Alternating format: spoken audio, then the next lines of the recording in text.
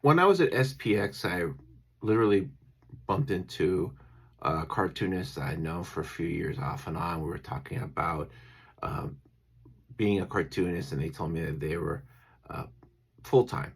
And I said, okay, well, at least you've been able to move it up to a full time gig. And we started talking about part timers, and he kind of intimated that part timers can be a nuisance to him as far as business goes. We chatted a little bit more. I didn't really want to go on about it, but as I started thinking about it, I have two thoughts about part-time cartoonists. One, there are a lot of cartoonists that are part-time. You can't be full-time, so you have to have a job. Maybe you have two jobs. Maybe you have responsibilities. Maybe you have kids. Maybe you have a wife. Maybe you have both.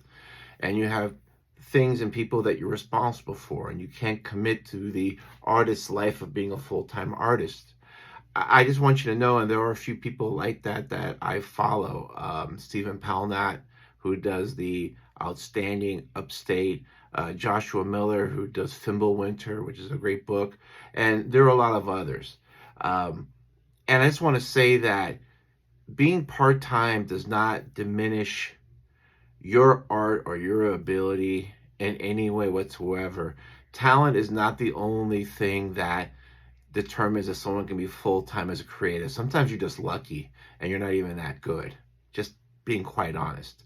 Um, I think there's just a lot of gatekeeping from people. I think it was popularized during the cartoonist kayfabe era, like, oh, if you're not full time cartoonist. It was funny because all the people that were watching it, or a lot of people that were watching it, were all aspiring cartoonists.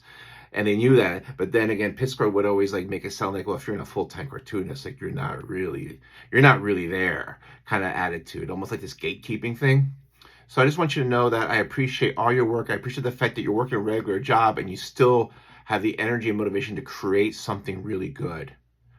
Okay, so please don't give up on that. And number two, just business wise, if you're a full timer, anything, and you got to worry about part timers, anything, you're worrying about the wrong people. You got to worry about the people that are also full time if you're trying to compete. That's my opinion.